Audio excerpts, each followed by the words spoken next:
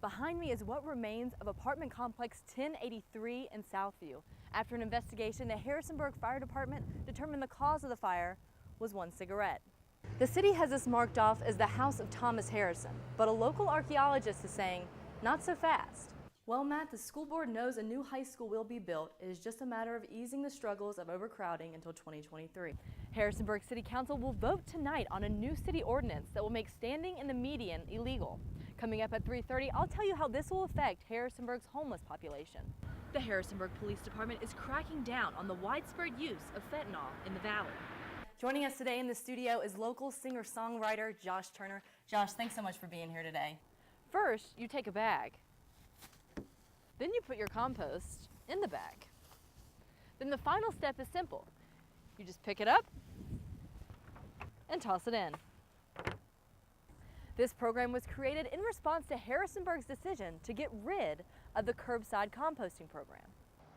A teacher from almost a century ago is now being honored here in downtown Harrisonburg for her dedication to the students and civil rights. Anna, I expect you to be milking some cows, but you know what? What's going on out there?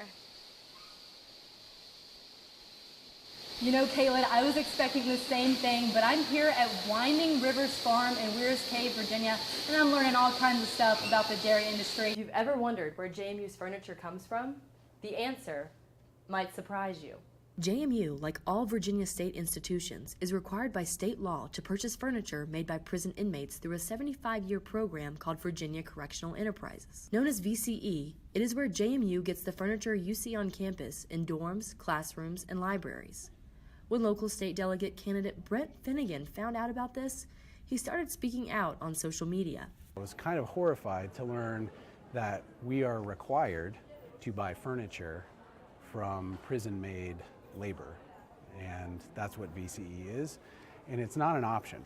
A bill known as HB 1761 that would no longer require institutions to purchase from VCE just died in the committee that Harrisonburg delegate Tony Wilt chairs.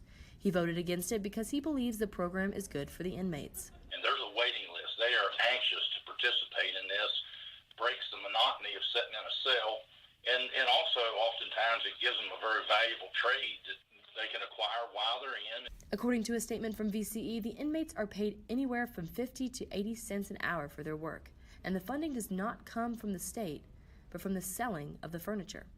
The company also said that many other states have similar programs. When we incentivize mass incarceration, and mass incarceration is the new Jim Crow, we're just feeding this beast. I reached out to JMU for comment, and spokesman Bill Wyatt said the university is required to purchase the furniture, but declined to comment further.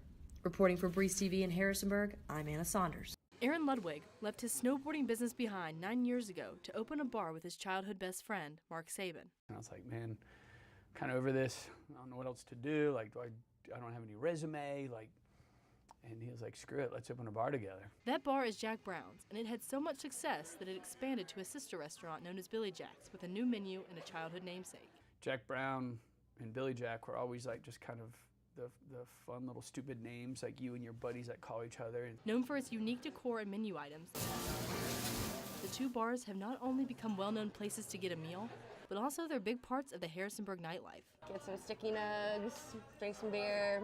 Literally every time I come out, we always end up at Billy Jack's.